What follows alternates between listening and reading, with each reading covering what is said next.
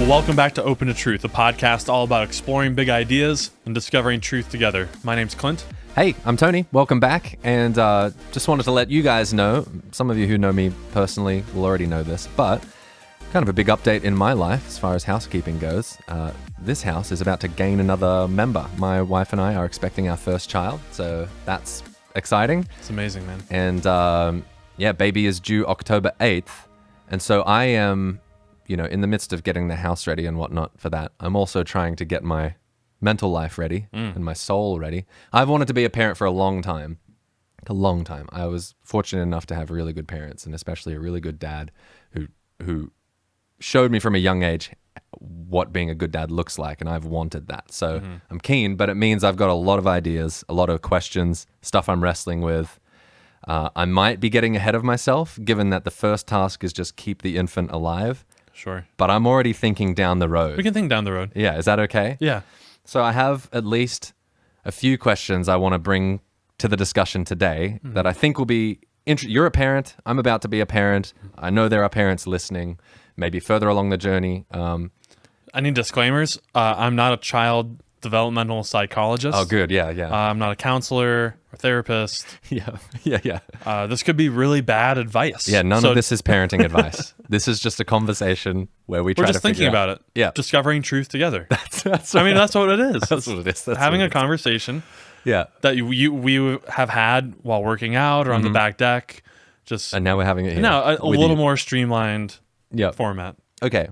So I've been thinking big level about what's the goal of parenting. That's a great starting How do you place. know when you've succeeded as a parent? What's the goal? And again, first week or two, it's like, keep this thing alive. Maybe a bit longer than the first week or two. That's kind of a given the whole time. Keep them alive. Any other goal predicates on that in a way. I mean, yeah. But when you step back and you think big picture, okay, your kid is now, I don't know, they're an adult now, and they're about to leave the home and step out into the world. How do you know, is your job done as a parent then? Presumably not. The relationship just changes. But what would successful parenting look like? And I think it's something like... Or maybe the 0 to 18. Yeah. While you're their guardian. Good. Let's focus on that. Tell me if you agree with this. That the goal is to produce or help train this human, this person, to navigate the world and life's challenges, and navigate themselves and their own, what would you call it? Shortcomings, vices. At some point, they need to leave the nest and can't depend on me to make decisions for them.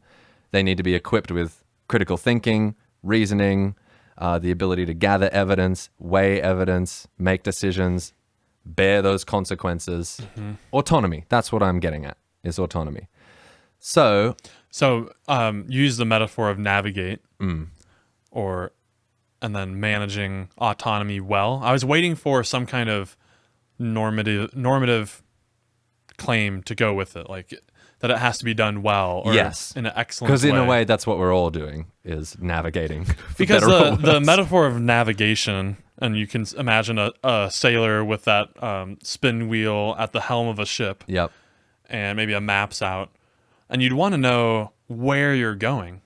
So just being able to go over some waves of an ocean is great. Like, it's nice to have a seaworthy vessel. Yeah, I don't know how far to push the metaphor. Yeah. No, but I get what you're saying. What are you aiming at? Yeah. Where are you headed? And I think this is where the virtue ethicists have described becoming a type of person, a virtuous person. Yeah, that's what I want. I would like to build that into the goal of what I'm trying to do with my children. Not that they have to be morally perfect by any means. That would be incredible if they on the trajectory of becoming virtuous. Okay, across a whole span of virtues. No, I'm with you. Raising virtuous people. That seems like a noble goal. I'm wondering though, how and when do you help kids come to understand, say, vices in themselves that they will need to overcome, or even ways that other people live, behaviors, content that they might want to consume. You and I each day to day are making decisions about those sorts of things. What are we going to look at? What are we going to fill our minds with? What kind of language are we going to use? How are we going to talk? All of that. And there's something I think a little unsavory we would all say about like a 4-year-old who's cussing a bunch. I mean, apart from it being sort of funny because it's like so shocking. Yeah.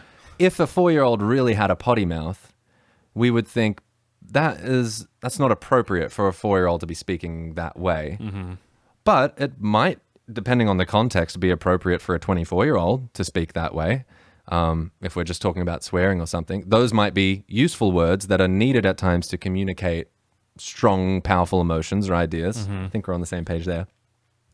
So when do you give your kids the tool of swear word? You know, this is a tool you can use in appropriate contexts, and it's actually really useful, but there's a lot of contexts you shouldn't use it in.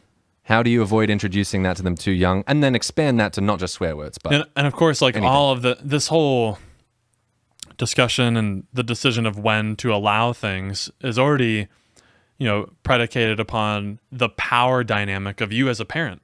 I can make you not do things. I'm nervous. You say that. I am nervous about this kid just calling my bluff at some point. I say, go to your room. No, make me. Well, yeah, and then you do. Well, I guess when he's small, I could. That's the thing. I mean, just really on the nose, there's a power dynamic between the parent and the child. I'm not saying to always wield it or to do it harshly, but the mere fact that they are small and you are big, you are their parent, they do inherently usually like look up to you and you're their anchor. Idealize you.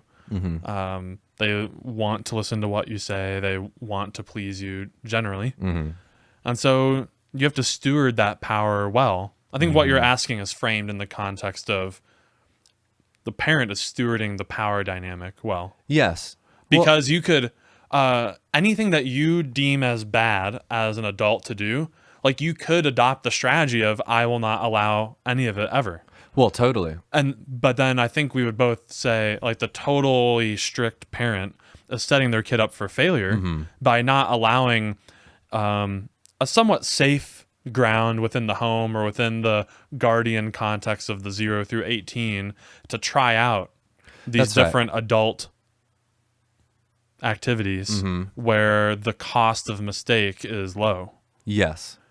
I'm just thinking there's an analogy there between even physically dangerous or challenging things. Should you let your kids skateboard? Like, yeah, they're going to fall down and scrape their knee, but that's or worse. or worse, or break an arm. That's not a good reason to never let them skateboard, though. If part of raising a competent adult is they need to learn how to grapple with risk, danger, physical pain, or how to spatial, where is their body, all of that, balance. So I guess in this role of guardian, you have the ability to control what comes into your home to an extent. Just how much of the what goes on in the world gets communicated to your kids is probably very little. Like your kids' world is much, much smaller. Oh, you mean like world news? Yeah, there's a genocide happening in some country. Probably not going to talk to your 4-year-old about that. But at some point, it would be good to know what's going on the global scale. And of course, like someone with a different political persuasion might think otherwise. But like, for instance, I did not show them the George Floyd video. Right. I actually have not given it that much thought. I was just thinking of something in the news that was violent. Yep. And that's a disturbing thing to watch. I'm sure there are some families who had their young kids watch that. Now, just for context, so at this point we're recording this, my kids I have 4 that are 7 and under. Yes, right. They're young kids. 7, 6, 2, and infant. I think if I really wanted to and felt passionately about this, I could have my 7-year-old watch that and we could have a big discussion about it. I didn't volunteer that into our lives or space, Do you think? But sorry, maybe I didn't answer your question. That's an example of a world thing. Not all major world events are trickling into the home. I don't feel the need to keep my kids informed about even local things. Right, totally. But at some point, it will be helpful for them to get a larger picture of what goes on in the Well, world, including horrors. As like I think the development process and even the schooling, and they just are given more autonomy by society in a way. Other adults will treat them as though I had given them autonomy. Yep. Like, just there are these kind of unspoken cultural norms that I wouldn't even be able to articulate, that you just know kind of instinctually what topics are okay to broach with what age of children. Totally. Now, here's the wrinkle, I think. The internet seems like a great equalizer. And I don't know at what age you started getting online. I wasn't allowed to get an email address till I was 13, I think, because of Hotmail's terms of service and stuff. That's back when Hotmail was a thing. Yeah. But, you know, like let's say I've met plenty of 10-year-olds who play Minecraft and familiar with the internet and whatnot. And say they go to some site like Reddit, they are interacting with adults and it's all anonymous and nobody knows how old anybody is. Oh, man. And that sort of knowing what's appropriate to talk to a 10-year-old about, there's no context clues for you. So they run the risk of running into all kinds of really adult themes pretty early on. And maybe this is a whole conversation in and of itself. How do you help your kids navigate the internet properly? It might be a whole other thing. I mean, I have not done anything about that yet in our household. Now that you're saying it, I'm feeling a little bit convicted that it's probably soon. I mean, so Hannah was in kindergarten and we did homeschooling, and now this is being recorded in the summer before her second grade year. Yeah. So it's coming, man. It's coming soon. Yeah. I'm sure her friends will have some kind of little tablet or phone thing at school that has internet access. Yeah. So then at a certain point, there's no device in the home that she could easily get on the internet. Yeah. Right now. Right. But when there are friends with phones and tablets and stuff at school, that almost is like a deadline on when some topics need to be broached with your kid. Otherwise, you won't have a say in how they get introduced to this stuff. It'll just be their friends or whoever. Crazy. Yeah. So that's got me nervous about the future. I mean, we're here in 2021. By the time this kid is using a phone, we might not have phones and they might all just be Neuralinks. Who knows how I'm going to help this kid navigate the internet. But I guess I am wondering, like, I know the rule in my house growing up was I wasn't allowed to watch any, the ratings that we have on movies, TV shows, stuff like that. They follow them closely. Well, a bit different in the States. What's yours? PG-13? Yep. And then what's above that? R. And I think you need to be 17 to see it. R is 17. Okay. So in Australia, it goes, I think PG-13, M15, then MA15, and then R. We have two M1s. But anyway, the system in my house was if the rating says like 15 plus and you're not 15, you cannot watch it. Because if that's the world's standards, how much more than like as Christians or followers of Christ should we be careful about what we're filling our minds with, and we should set our standards even a bit higher. And that's so interesting, dude. The whole that phrase of filling our minds with seems like it is connected to what we started with like developing the virtuous person. And surely the virtuous person isn't dwelling on evil things all the time, all the time. Surely not. But the virtuous person does encounter it, even entertains it at times, and chooses against it. Totally. Yes. Well, I want to go further than that. That's what makes them virtuous at times, is when you encounter it in yourself and still turn it down. Hooray. That's some virtue. So, yes.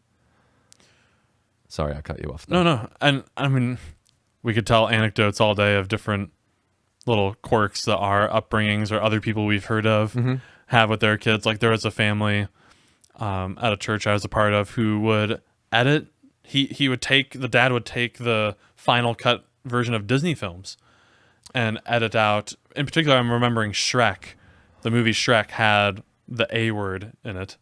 a few times. Did it? Okay. Jokingly, I think it was a little bit tongue-in-cheek, given that He's a donkey. Shrek's companion is an ass. Right. And so they would joke about that, and he would cut that out and censor it. Right. Thought that was fascinating. That is fascinating. So here's this. This is a fine movie. The rest of the content, the theme is good. I just don't like the swear word. Do not hear that swear. Don't hear it. Don't hear it, because then you might say it. I guess so. And so let's actually use this example to that'd be good. Could we? To run with it. So let's think through the fear or the worry that the parent has and see if it's that concerning. And I really apologize if that guy happens to be listening, but I'm not trying to throw it under the bus. I make some different choices as a parent also. But this one is, I think, particularly helpful, like puts a pin on it. Yep. So you don't want them to hear the word, obviously, right? That has to be the motivation. We can't ask that guy, but seems like it. That's what you've stopped them from doing, is hearing it. So, yeah. So presumably you want to prevent something from happening had they heard it. Yeah. Which I think would be... Speaking it or Googling it? Yeah, speaking it, I guess. Is there any damage done just from the hearing of it? That you would want to avoid? There are some things that are truly shocking to even take on. That it would even run some bandwidth in your mind, like some really shocking language. I don't think Shrek has that. Yeah. But, I mean, let your mind wander. What do you mean, take up bandwidth? Or, I mean, just to have it even come across the ticker tape of the mind. The content of the language is so shocking. Yeah. That I would want... It's disturbed you. Yes. Yeah. Yeah. Could be disturbing. Yeah. So, like, so at that point, just to be clear, and maybe it's annoyingly clear, I'm not trying to just stop them from saying that thing again. You don't want them I don't want them exposed to the gravity of it. Just like there's some Eminem songs. The lyrics are just shocking, what he's describing. That's right. And I don't need my kids to even imagine that, But that's not what was happening in the Shrek. It's not like whole passages were removed. It's just a word. And that, to me, I don't know. Yeah. Well, man. You don't want them to start saying it a bunch. I think that's the main thing. Okay. More so, in that case, more so than hearing it. Yeah. And why is that? Back to your point earlier, you don't want the potty mouth 4-year-old? Because I want my kids to be the kind of people that other people enjoy having around. So that they are given more and more opportunities. And a mature adult has regulated their use of swear words. That's right. But upon learning one of the sharpest words that can be said, I think a toddler would be prone to use it with wanton abandon. Yeah, certainly. Given the reaction, he'd probably be getting. Totally. He'd be loving it. Yeah. So in that case, it's not... The particularly coarse swear words, let's say the F word, maybe the S word, the C word. Yeah. Wow. More common where you're from. Yeah, it is very much more common where I'm from. And maybe like piecing some of those together and different compound words. You'd want to avoid.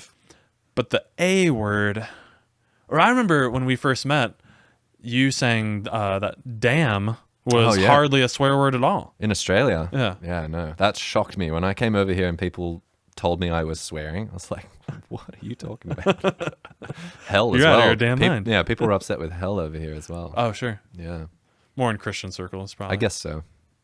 Yeah. So... But yeah, I resonate. I don't want my kids to say those things at too young of an age. And like, I don't know,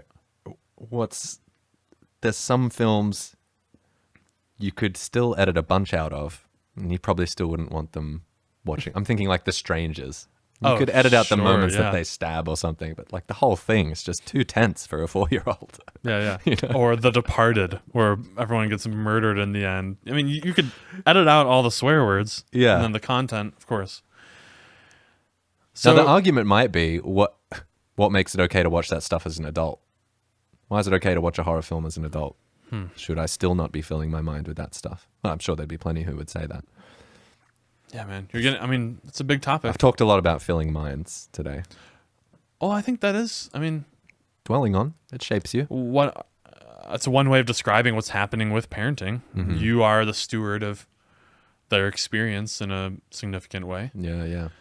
And that that role as steward starts to diminish over time and gets subcontracted out to friends and teachers. Mm-hmm. But at least that first 5 years, I mean, you have a large part of it. Maybe friends that you invite into the home, family members, pastors, or whatever, have something to say there. And just random community members that they happen across.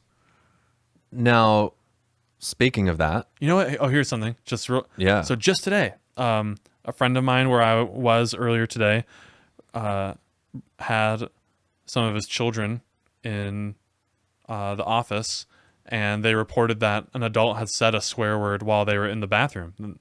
The adults did not know the kids were in one of the stalls. Yep. See, they're gonna hear it.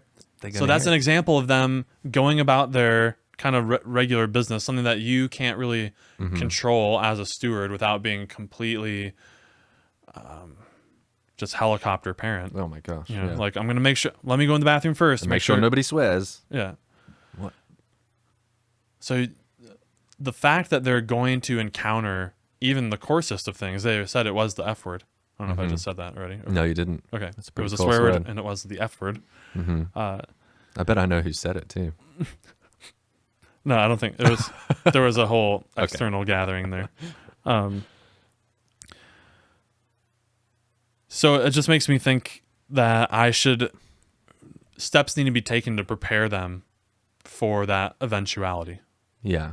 Some of this surely. Right? Or well, I'm wondering, for that sort of thing, do you address it as it comes up? Like coarse language. That to me seems to be sort of, the stakes are low enough there in terms of damage that can be done, that I don't know if you need to be preemptively like, hey, look, there's a bunch of naughty words out there and you might hear some sometimes, and maybe. But it's more like, oh, my kid just swore. Where'd you hear that? Let's talk about when that's appropriate to use and when it's not, Yeah. But other stuff like the internet, like sex or pornography, that sort of thing, or violent content, that might be worth not waiting until they encounter it and then describing how to interact. I'm wondering, you just mentioned a second ago, you can't control who your kids are going to interact with, the stuff they're going to hear, all of that. Now, I think there's a lot of adult themes within Christendom and within Scripture and the Bible. And certainly I will have some influence there of how and when my kids are introduced to Scripture. But if they ever go to a church and they're in the kids section, whatever that is, people are going to be teaching them who knows what Bible stories. They largely favor the Old Testament, lots of them. And that's where a lot of the violence is. There's some pretty hard stuff in the Bible. Absolutely, man. Yeah. Does that get a pass because it's God approved in that it's in the Bible and it's age appropriate? Because you can get kids, sorry, I keep cutting you off right when you're about to answer, but you can get kids' Bibles that are the whole Bible, basically, like it's not just here's the stories Jesus told. It's like, no, and then God flooded everyone and killed them all. Or so to that end, I mean, I think I might have even said this on the Pete Ends episode we did. I have not let our kids just have free access to Bibles. Oh boy. Now they can, I'm sure if they put their mind to it, they could. I have a whole a whole shelf of different. You don't have it on lockdown. Versions in my bedroom. If they were clever enough, which it wouldn't be much, they could go in. If they were really motivated, they could grab it and maybe hide it under their bed. I wouldn't notice for a while. Dude, that would be really funny, right? If your kids were hiding Bibles so Dad wouldn't notice. I have to keep it under my bed so Dad doesn't take it away. It's freaking communist China. So yeah, tell me about your thinking. The reason for that is exactly what you said. That I think there are for almost the same reason that I wouldn't want them to watch certain portions of Game of Thrones. I wouldn't want them to read certain portions of the Bible, and at least Game of Thrones wouldn't be touching on something that forms such a close part of your identity. Yes, which is your relationship with God. Right. It's one thing to read about the Mountain in Game of Thrones, grabbing someone by the skull and crushing the brains therein with brute strength. Does he do that? I think that does happen, yeah. Okay. Versus, going to church on Sunday and worshiping like the God of the universe at a church service and proclaiming our love and praying to him every night at dinner. And then like we're going to just go read a story about how like God struck David's child with Bathsheba dead. Yeah. Or, I mean, there's the bodies litter the pages of the Old Testament from really bizarre ends, you know? Yeah. Onan being one of my favorite stories. Yeah. You just go look that up on your own, Onan. But yeah, it would give me great pause for them to just have open season, read whatever you want. Like, I mean, think of any other book of literature that has themes in it that you wouldn't want them reading. Even Song of Solomon. Dude, when I was a hormone-filled teenager trying to keep it clean, Song of Solomon, it's not bad. That made it into the bedroom. Like you had that book already. That wasn't being taken away. Yeah. A Playboy under the bed is stolen, but That's going to go. It's Song of Solomon. it's graphic. It is. It's very Many graphic. translations use the word breast. Yeah. There's a lot of euphemisms And there, the laying hold thereov. Yeah. Climbing the palm tree and laying hold of its fruit. There's all kinds of stuff man. there. Yeah. Sure. So, yeah, man. That's the long and short of it, of why we don't. And then what? So as your kids grow, you'll introduce certain stories at certain times. Now, until I also eventually- admit that I am not the most consistent nor vigilant parent there ever was. So we're a part of a church community, and I am not researching every week what the story is. that they're learning about. I'm not. I haven't been, and I probably should if I were super consistent and concerned. Now, but do you are you addressing stuff as it comes up though? Surely, Yeah. your kids. Why did God kill so and so? So we just watched The Prince of Egypt, classic DreamWorks film featuring DreamWorks. Yep, featuring the story of Moses, and of course the 10th plague is the slaying of the firstborn. You know, the Passover. The Israelites put blood on the door posts so that the spirit of the angel of death, something like that, Yeah. passed over the land, and anyone without the blood over the household would lose their firstborn son, be slain. That's dark. That's a dark, like freaky story. And the kids cried when we watched it. And Hannah said, "How could God do such a thing? That's so evil. That's so a wicked." really astute question, Hannah. And we responded, "Well, that's what the story in the Bible says." And probably an effort to not like, I don't know. And maybe we should have like paused the movie and let's have a whole discussion. Yeah. And there's also other kids there, like a little Luke. He was a little bit younger, my son, and Jack. So we weren't ready to try to have that with her right then. But definitely worth circling back with her and Yeah. talking about. Yeah, right on. I don't know how we want to land this plane. I'm just thinking through. So what?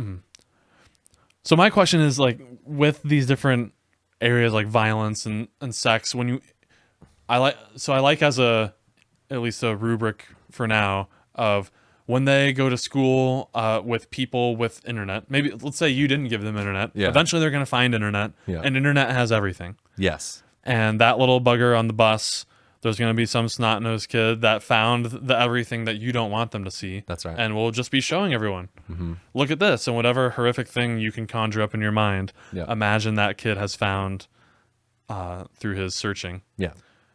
So what does it mean to prepare them? Like, and we don't need to get too weird or graphic, but even with like sexual content, what does it mean to like get them ready for that or expose them to it even?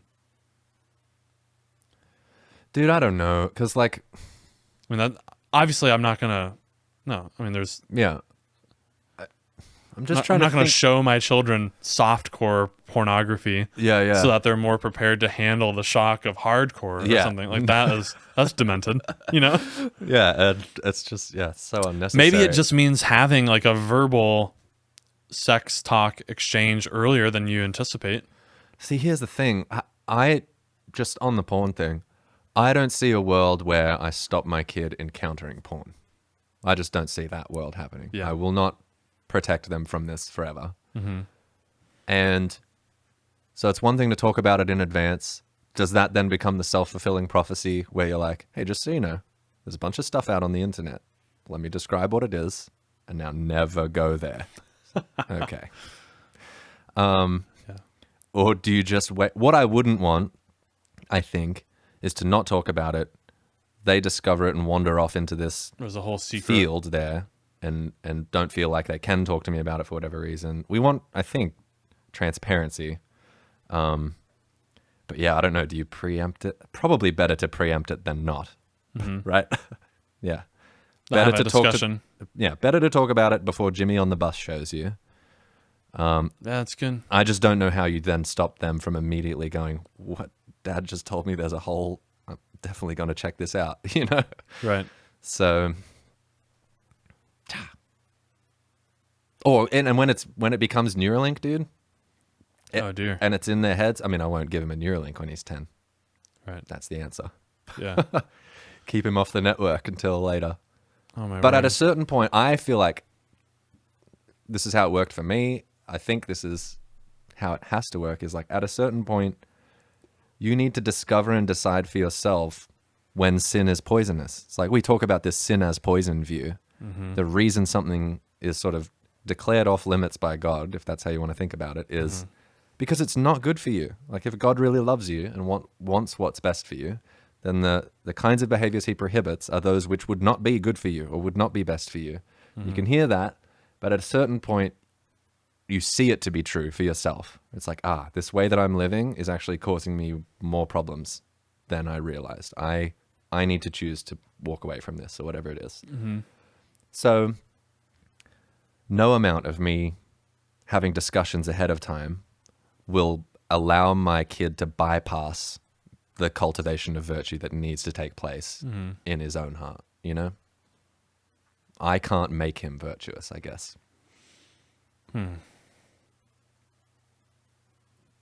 I agree. I don't know. I don't know if that's so profound. It's a little sad. I'm just realizing this is a battle he's going to fight like I've had to. I don't feel super equipped to help him do a better job navigating it than I did.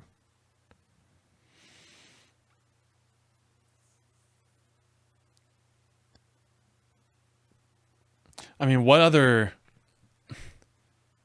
equipment could you even possibly have other than like?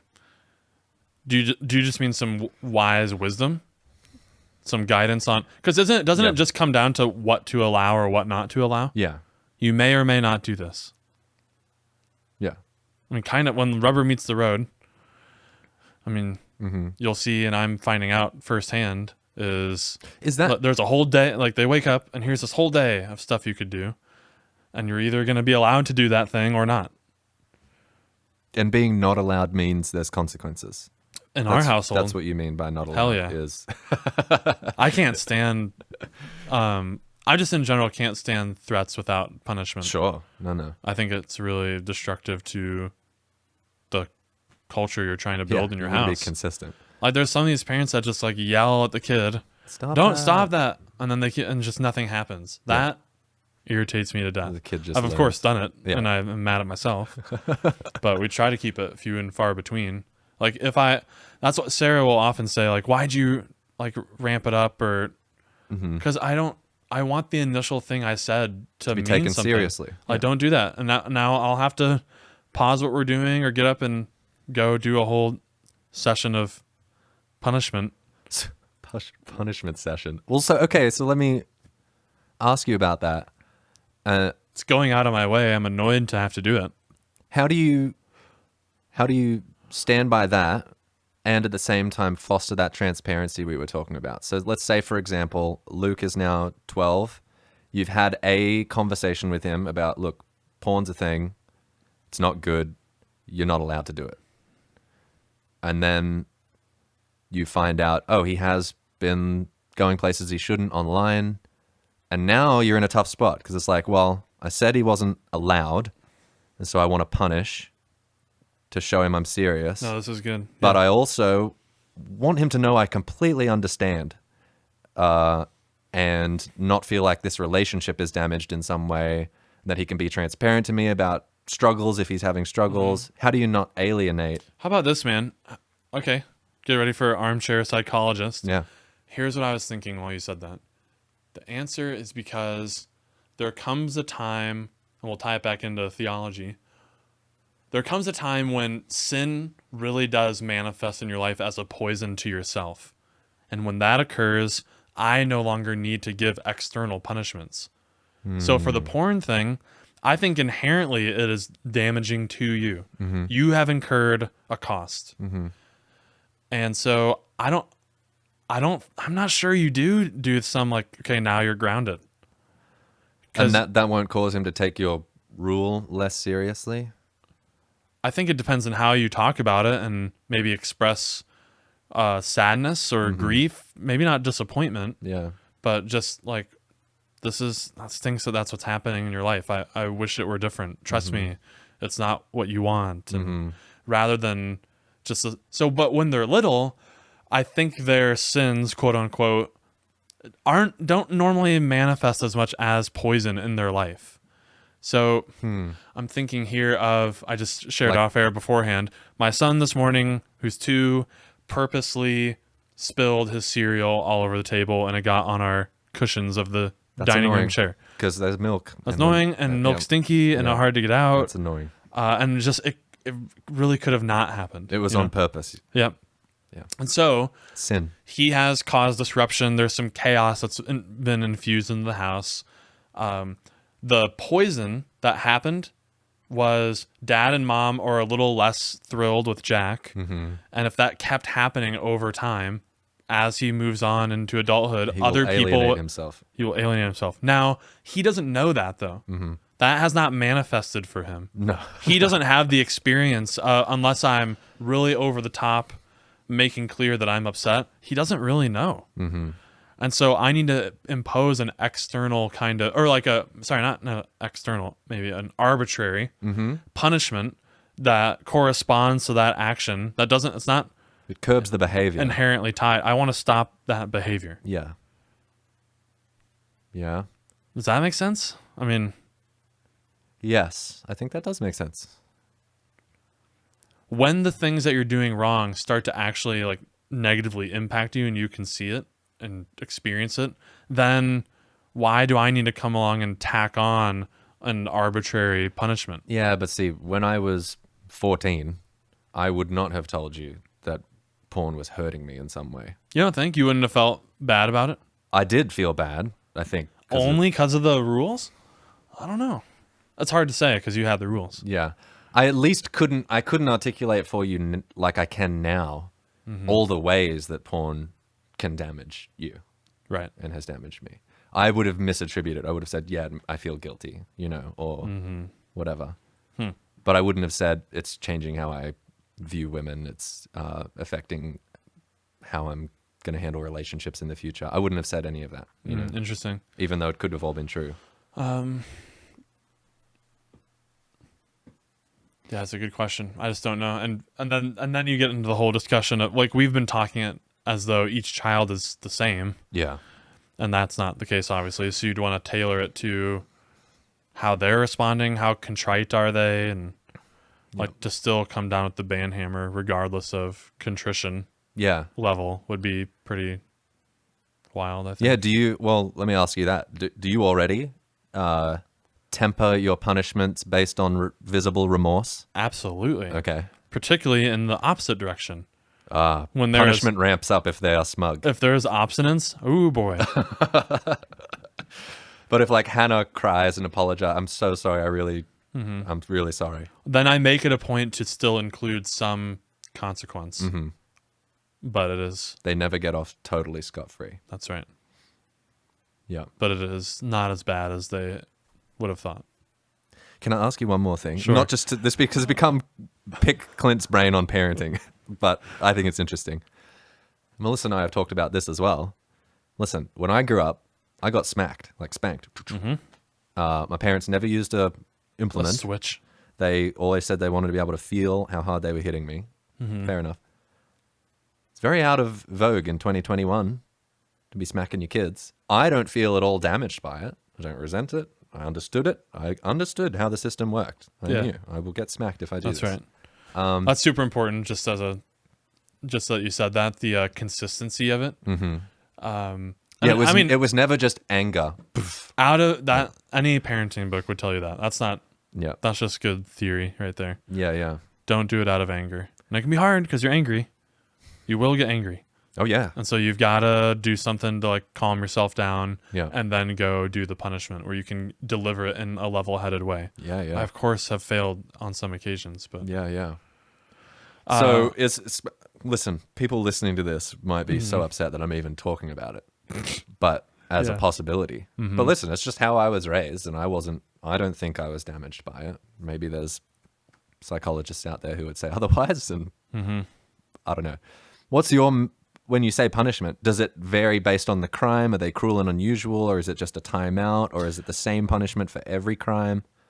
What's the Neptune strategy? The spanking has occurred when, and I think this is correct. I'm just trying to think back of when we've done it, and how to describe it. It's when the consequences for the misdeed are extremely severe.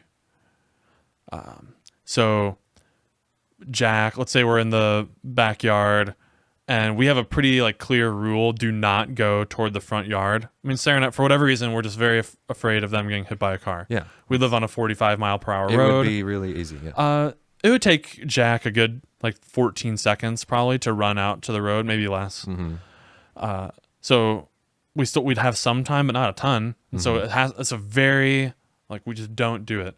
And there was a time when Jack come back, he's not. And so now one of us has to spring off the porch and catch him mid driveway. Yeah. Okay. And so in that moment, I delivered 2 very swift, firm blows to the rear end. But they wouldn't have hurt as much as a car.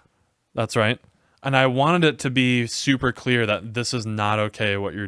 Never do this. Never do this. It will hurt a lot. I don't know. I just don't know if the tool of timeout would have worked. Yeah, right. Like, okay, now you go to your room. What? You know what I mean? So I think it's contextual in some way. I think in those cases it makes sense when like life and limb are on the table for your misdeeds. Yeah. Yeah. Okay. Is that fair? Now I think it's fair. A run-of-the-mill social scuffle, is usually met with timeout. Right. I can't think of a time when I've spanked over like like talking back or attitude or something. No. Yeah. Because I think that's normally that will be a version of the consequence they'll get later. Does that make sense too? Like the punishment in both cases was a scaled down version of what you will meet as an adult. Excellent. So when you were about to get nailed by a car and die, instead you got nailed by a dad hand. Big meat paw, yeah. In a way that's not actually going to harm you. Yeah. It's meant to startle, shock you. Yeah. And I'm not closed fist across the face, you know. Yeah. It's an open palm on the rear end. Yeah. And then with the timeout thing, smaller version of what would happen if you were an adult who gave everybody attitude. Right. You would be in an involuntary, indefinite timeout. Yeah, in your room where you're not invited to stuff. Yeah. Nobody wants you around if you're going to be like Call me that. crazy. I mean, I'd love to, I don't know if anyone will, but to write in and offer whether this is truly damaging or to comment on. I actually have not read that before. I just kind of made that up just now. No, but it's interesting. I haven't either. It sounds like it could work as a theory of punishment. Scale down what the natural consequence would be that you're trying to avoid. Yeah. And give them a small dose of that. Mm-hmm. That's mate, that's all a vaccine is in the end. Yeah. You know? That's great. Vaccinating your kids against misdeeds. It's a good subtitle.